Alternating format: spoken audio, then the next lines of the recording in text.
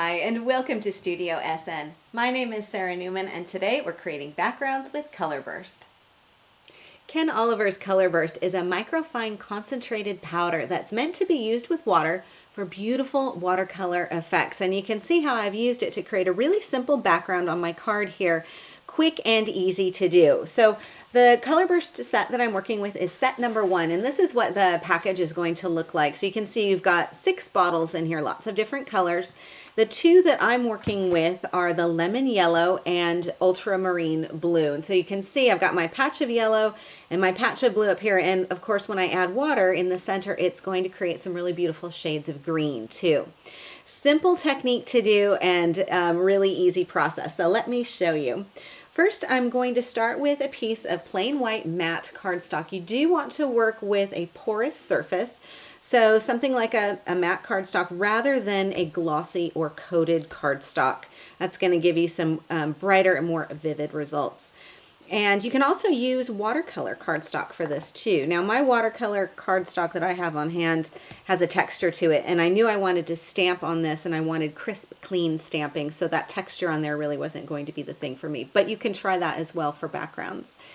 So with my 2 colors on here, I'm going to start first with my lemon yellow and then add in my ultramarine blue. Then I'm going to come in with water, and this is where the magic is really going to happen. Now you can also spritz your cardstock with water beforehand, whichever way you like to go. I've got mine taped down with a little bit of washi tape because when I add that water, it's really easy to have the cardstock curl up a little bit. So let's start with the lemon yellow. Here's what the applicator looks like. So you can see it's got a really nice fine tip on there. Now do keep in mind that this is concentrated. So even just the little quick bursts that I've done there are more than enough.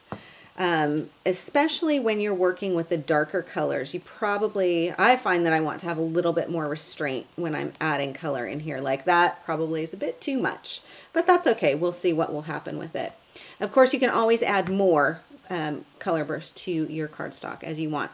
Now I'm going to come in with my spray bottle of water here, and when I spritz this with water, because these fine granules are so fine and so lightweight, if I come right up next to it, it's going to kick back and spatter out. So I want to hold my spritzer bottle probably about 8 inches away, and I'm coming in at a bit of an angle.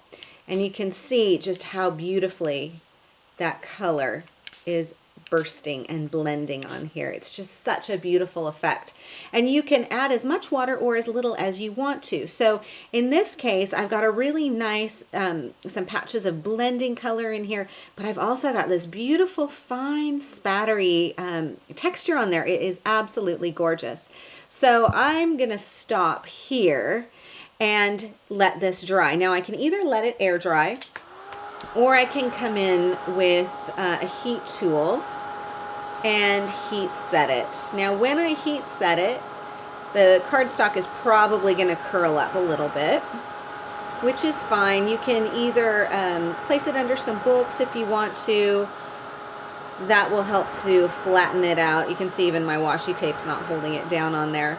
What I would do also then is turn it over and then heat from behind, because that can help it sort of flatten out too. So either way, you do want to have it completely dry though before you stamp on it. So let me just show you this. You can see this is the way I had it before. But look at that beautiful color on there, how you've got some areas of real concentration and then some lighter areas here. Of course, as I mentioned, before I stamp, I want it to be completely dry. So I've got a piece that is already dry and ready to be stamped on. And the stamp that I'm using is from a company called Visible Image, and they have some really beautiful stamps. This one is one of their quote stamps. And they also have some silhouette designs that just work beautifully with the color burst backgrounds, because it provides a nice crisp background on there. And I'm going to be using my VersaFine. This is the Onyx Black. Any of your ink pads are going to work for this. I like the Onyx Black because it's a nice crisp, clean black. So I'll just ink up my stamp here with the ink pad. And then position this here, and then simply place this down and press. And usually when I do this, I stand so that I get better leverage with my stamping. So let me lift that off and you can see bright, crisp, and clean. So after I've got that stamped, I can go ahead and use it on the front of my card. So let me bring back in my card here. We can take a look. And all you really need to do with such a fun and bright background is just add a little bit of coordinating cardstock. So I've mounted this up onto yellow and then onto some bright blue, wrapped it with baker's twine, and added a few little sparkles with some self-adhesive gemstones, 2 buttons, one on this little bow and then one up here at the front, and then just glued the entire thing down onto the front of my card.